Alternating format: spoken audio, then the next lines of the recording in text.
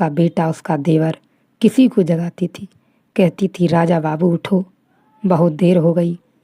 राजा बाबू बाहर से निकल रहे थे, अपनी छड़ी लिए सुबह घूमने निकले थे।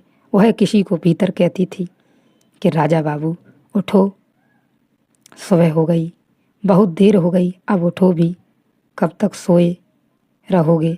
सुनाई पड़ा, घट गई घटना, घर नहीं लौटे। चलते ही गए, जंगल पहुंच गए। घर के लोगों को पता चला, घर के लोग खोजने गए, मिले जंगल में। पूछा क्या हो गया, हंसने लगे, कहा बस हो गया राजा बाबू, जग गए, अब जाओ।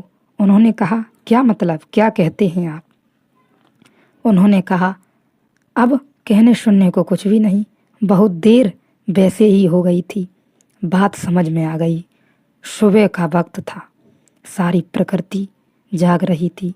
उसी जागरण में